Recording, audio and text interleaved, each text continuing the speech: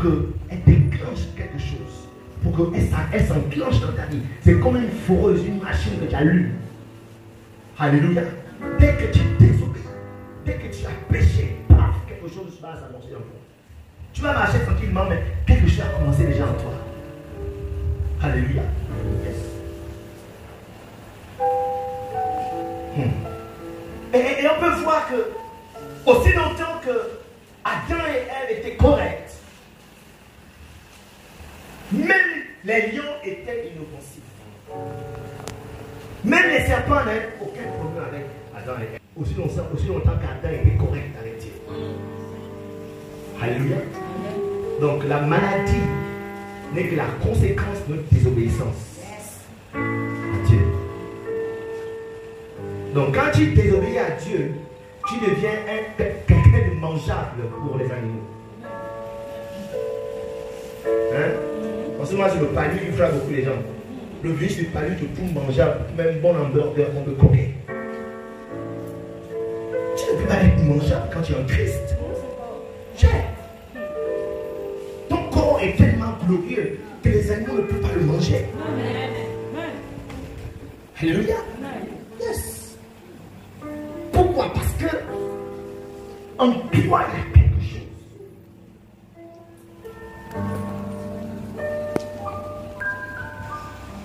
En toi, il y a une force. Une force. Je ne sais pas comment expliquer ça. Une force qui brille et qui brûle. Voilà. Donc, si on te touche, on brûle. Mais on est inconscient de ces choses. On est ignorant de ces choses. Et le mot hébreu de la mort, lorsqu'on parle de mort, pour essayer d'élargir la chose. Parce que lorsqu'on parle de mort ici, ne voyons pas la mort physique. Non. La mort a plusieurs niveaux, facettes. Ici en hébreu, le mot ici c'est damam. D-A-M-A-M. Damam. Et en français, ça signifie être muet. Le jour que tu en mangeras, tu seras muet. Tu ne pourras plus t'exprimer. Ton potentiel sera muet. Tes dons seront muets. Ababayou. La mort a frappé.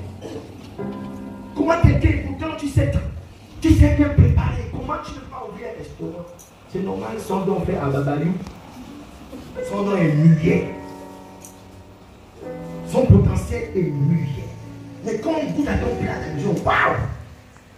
Et non! Ouvre ces mêmes restaurants, tu vas voir. Ne peux pas. Le nom est Ababayou. Alléluia. Donc, être mort, c'est être muet. C'est être anéanti. C'est être mis à l'écart. On te met à l'écart de ceux qui réussissent. On te met à l'écart de ceux qui avancent. On te met à l'écart. Être mort, c'est être rendu silencieux. Tu ne t'exprimes plus. Le mieux encore, tu fais Ababayou. Mais toi, tu es. Comment ça va? On attend un son. Qu'est-ce qui s'est passé dans ta vie pour que tu deviennes maintenant?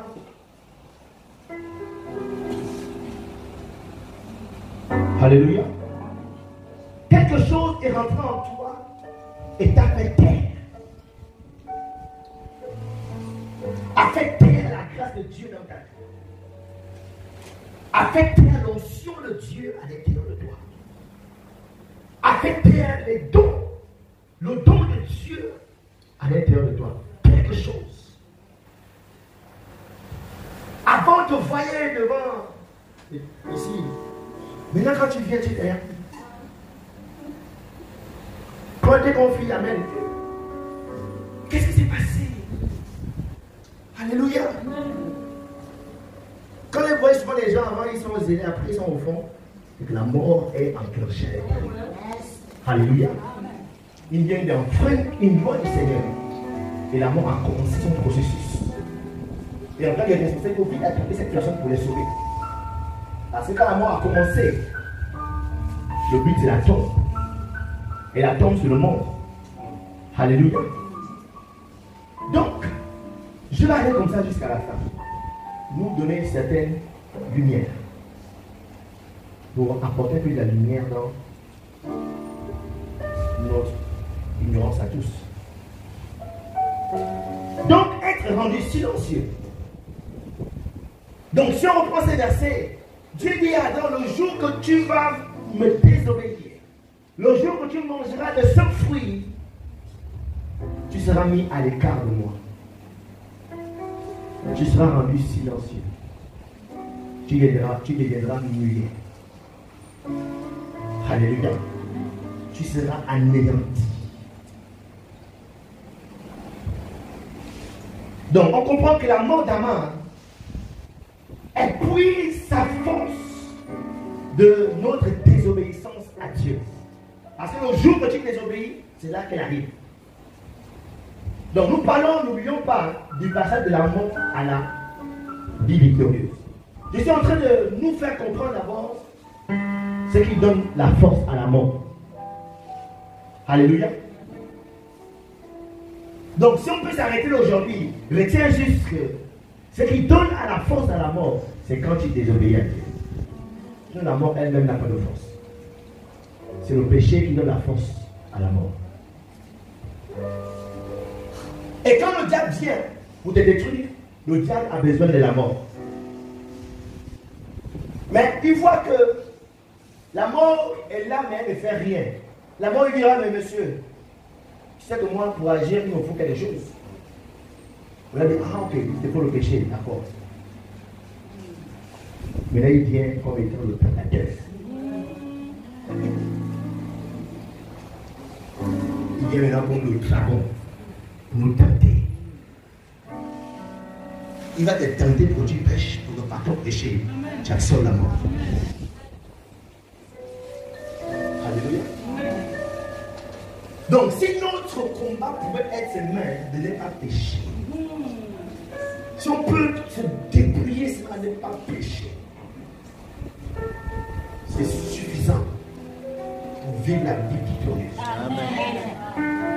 Vérité.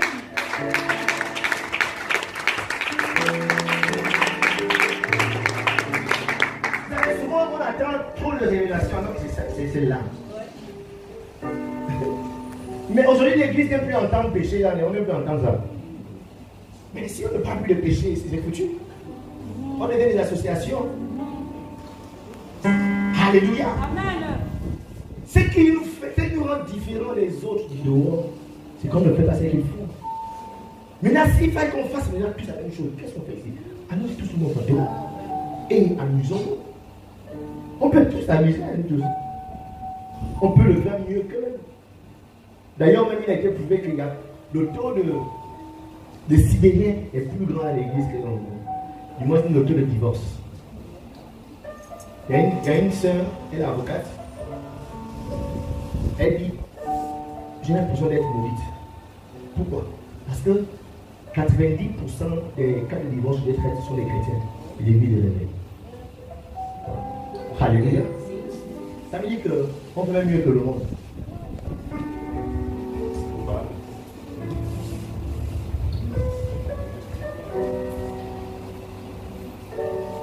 Donc, comprends cette chaîne maintenant. Le diable, la mort et le péché. Ils travaillent ensemble. Alléluia.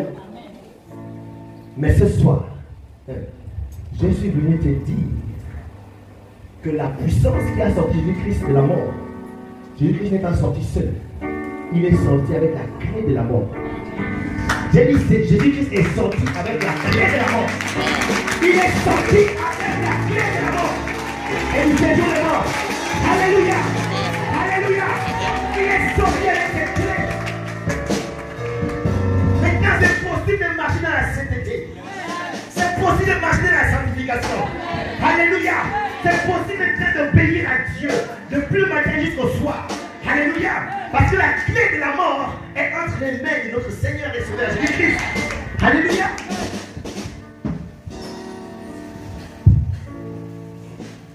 C'est difficile si c'était le diable qui détenait encore la clé. J'ai dit, la chose qui enclenche la mort, c'est le péché. Donc la chose qui enclenche, donc c'est une clé. Et cette clé est entre les mains de Jésus. On va lire quelques versets. Lorsqu'on lit 1 Corinthiens, chapitre 15, le verset 55 que nous développons, l'apôtre Paul s'exclame en disant: ô mort, où est ta victoire? Ô mort, où est ta victoire? Ô mort, où est ton aiguillon? Verset 56, il dit: l'aiguillon de la mort, c'est le péché. Et la puissance du péché, c'est la loi. Verset 57. Mais grâce soit rendue à Dieu qui nous donne la victoire par notre Seigneur Jésus-Christ. Alléluia! Alléluia! Alléluia! Hey! Et il conclut en disant: mes frères et sœurs en Christ, soyez fermes, soyez fermes. Oh non, là j'ai avancé. Je vais faire comment manger par le même païen. Sois ferme, ma soeur. Alléluia. Oh, ça chauffe. Cavalier, si ça, sois ferme. Alléluia. Oh, tu dois payer mon loyer. Tu dois payer mes études si je ne le fais pas. Sois ferme. La parole de Dieu dit: sois ferme. Sois ferme. Et il n'est pas là. Ne laisse rien de lui t'épauler. Parce que la clé de la mort est entre les mains de Jésus. Tu peux avoir la victoire. Tu auras la victoire. Tu auras la victoire. À la fin de ce combat. À la fin de ce combat. Tu auras la victoire. Sois ferme. Il n'est pas là.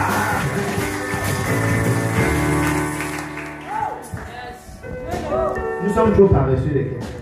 On abandonne trop vite.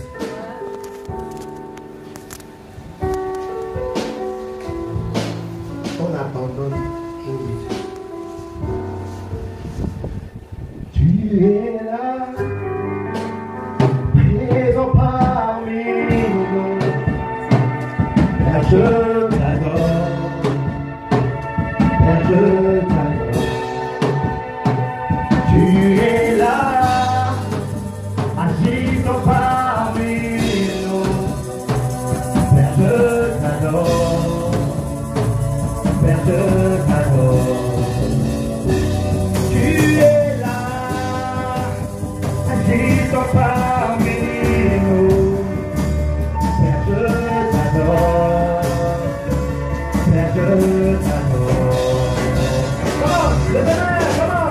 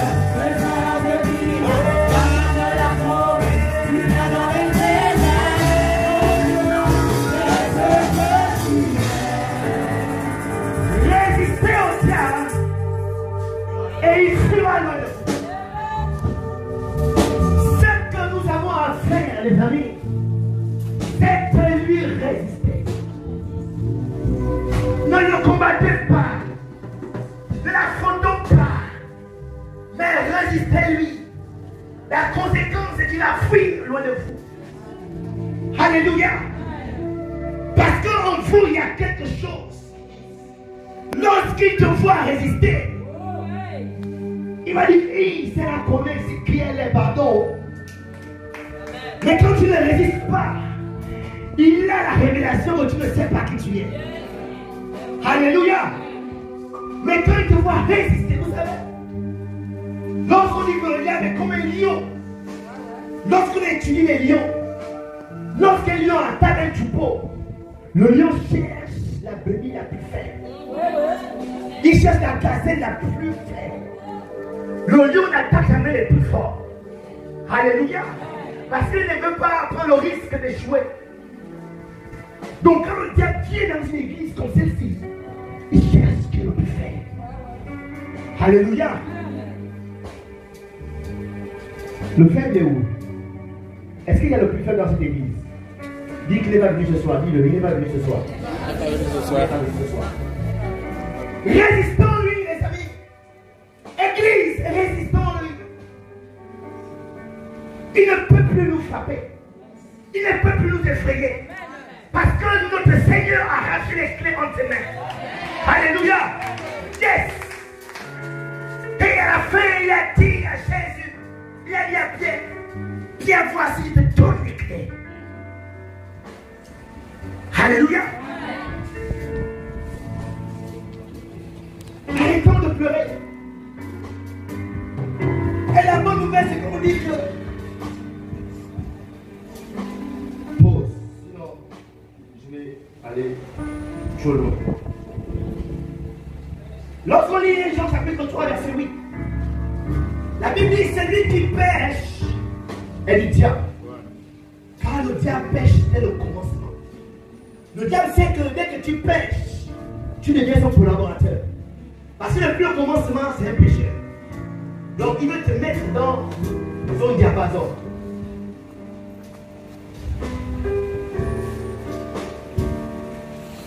Dès que tu connais qui tu es, tu comprends l'importance pour toi de marcher dans les voies du Seigneur. Il n'y a rien dans ce Gabon qui peut te résister.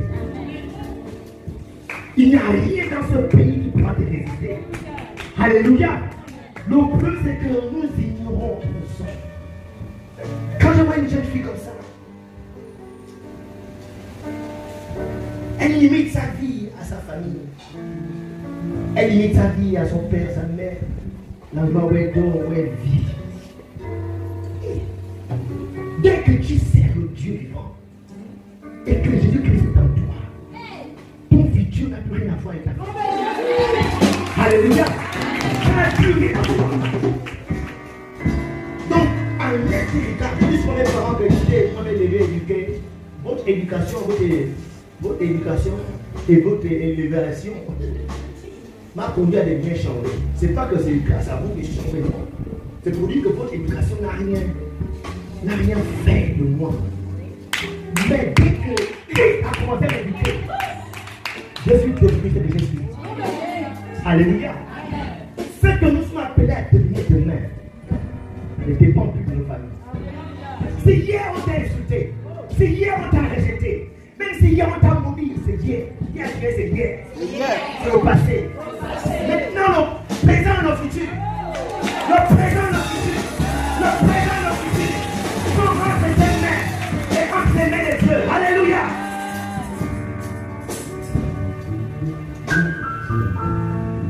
On va doucement.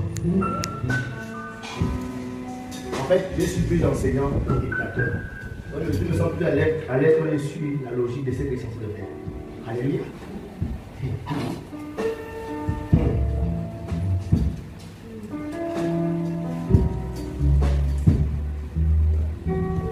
Et lorsqu'on parle de cette puissance, la résurrection, elle ne regarde pas depuis quand tu es à l'église. Elle ne regarde pas de quelle famille tu viens. Elle regarde seulement à ta foi. Elle regarde seulement à ta foi. Elle regarde seulement à ta foi. À ton degré d'obéissance à Dieu. Et lorsqu'elle rentre dans ta vie, cette puissance de résurrection, la première chose qu'elle fait dans ta vie, c'est de restaurer. Elle va d'abord rétablir les choses comme c'était au commencement. Alléluia. Elle va d'abord ramener les choses dans ta vie comme ça devrait être au commencement. C'est pourquoi lorsque Jésus-Christ se présente à notre grand frère Jean, Il va lui dire que je suis Alpha et Oméga, le commencement et la fin. Parce qu'il veut se rassurer de commencer ton histoire. Il veut se rassurer de commencer ta vie. Alléluia. C'est pourquoi il va d'abord rétablir les choses. Il va d'abord ramener les choses comme au commencement. Amen. Amen.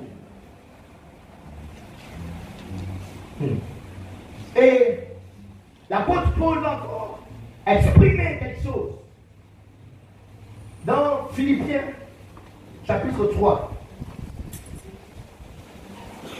pour nous amener, nous aider à comprendre cette puissance de la résurrection.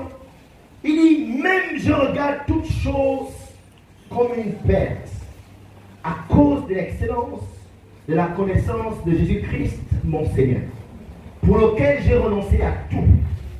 Et je les regarde comme de la boue, afin de gagner Christ. Verset 9. Et d'être trouvé en lui, non avec ma justice, celle qui vient de la loi, mais avec celle qui s'obtient par la foi en Jésus-Christ. La justice qui vient de Dieu par la foi.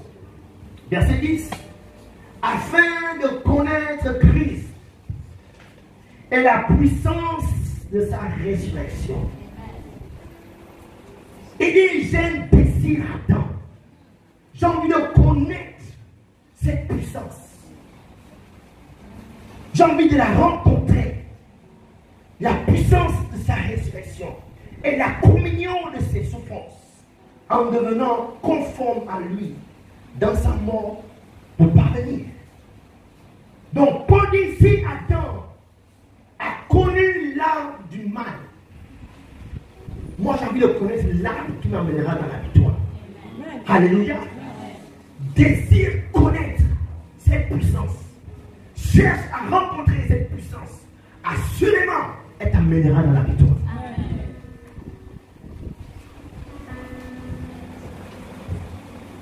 Vous savez, il y a beaucoup de personnes là qui ne comprennent rien. Parce que ils ne voient pas beaucoup de choses. Bon, c'est juste une parenthèse pour nous aider.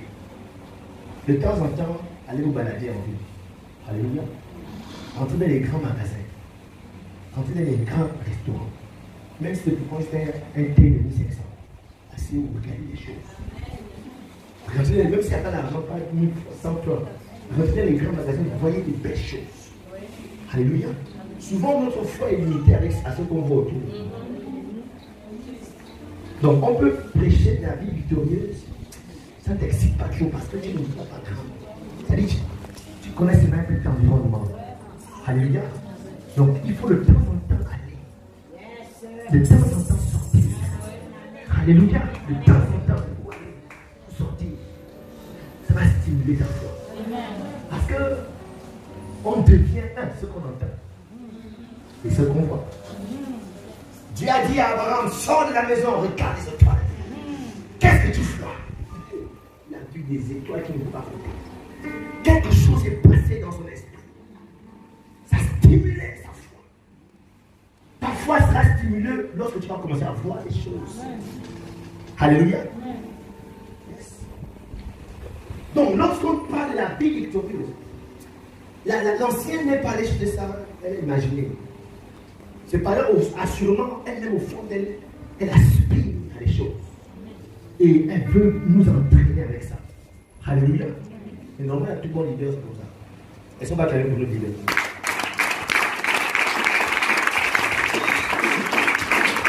Donc, la puissance de la résurrection peut être disponible. Elle peut être réelle. Mais elle ne peut pas être effective dans ta vie. Ne pas prendre effet dans ta destinée et vivre une vie chrétienne et religieuse du vie. Tu vois, au ciel, c'est tellement. Mais ce n'est pas la volonté de Dieu qu'on aille simplement au ciel. Alléluia. Dieu veut nous voir accomplir les choses sur cette terre. Aujourd'hui, nous avons ce qu'on appelle la clergesse. C'est ça qu'on dit, la clergesse. C'est ça, la clergesse. Elle est réelle. Il y a des gens qui sont sauvés par la clergesse, bien que de temps en temps, ils... Mais pour certaines personnes, ce n'est pas effectif. Pour Pourquoi? Parce que ce que vous devez faire pour qu'elle soit effective dans vos vies, vous ne le faites pas. Vous n'allez pas vers un bureau pour faire enregistrer. Donc c'est réel, c'est là, mais c'est pas effectivement oui. Donc on peut être dans une église, la gloire de Dieu, la puissance de la résurrection est réelle, mais pas effective pour certaines personnes. Parce qu'il y a des choses qu'on doit faire pour que cette puissance devienne effective dans notre vie. Amen. Alléluia. Amen. Yes. Donc Christ est sorti du tombeau, c'est vrai on le chante. On acclame, il est sorti du tombeau, oui. Il a déployé une puissance dans le monde entier, oui. Cette puissance est disponible, oui, mais n'est pas effective dans la vie de tout un chacun. Alléluia.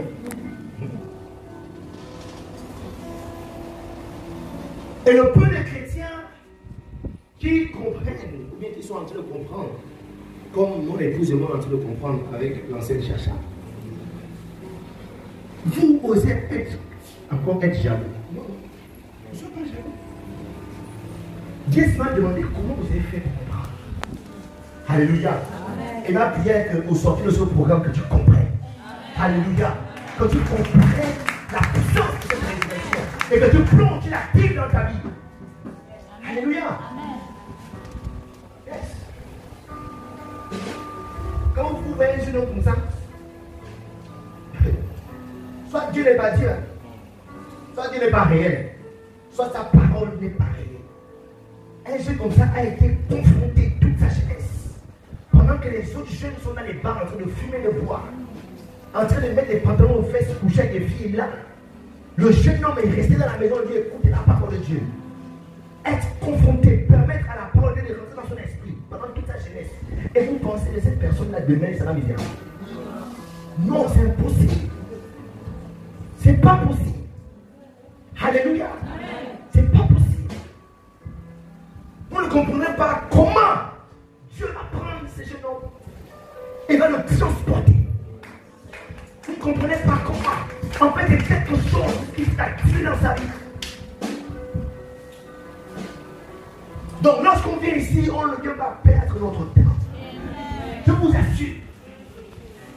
Tu viens entendre, mais un jour, ça va s'activer. Et lorsque c'est activé, ça va être transporté dans la victoire. Alléluia. Et nous allons essayer de finir.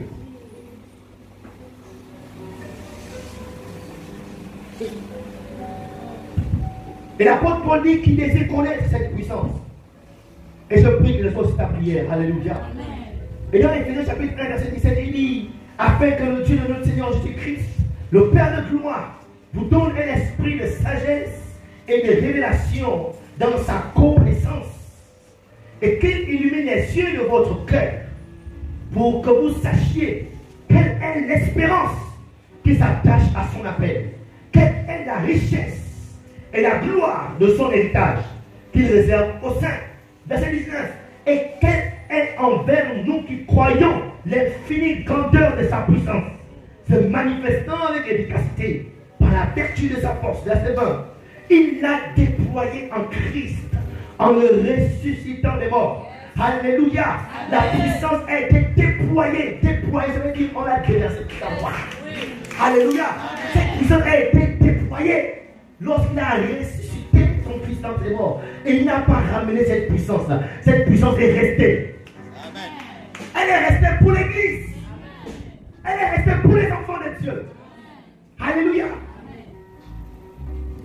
Pour que ce monde ne nous piétine pas. Pour que les géants de ce monde ne nous marchent pas dessus.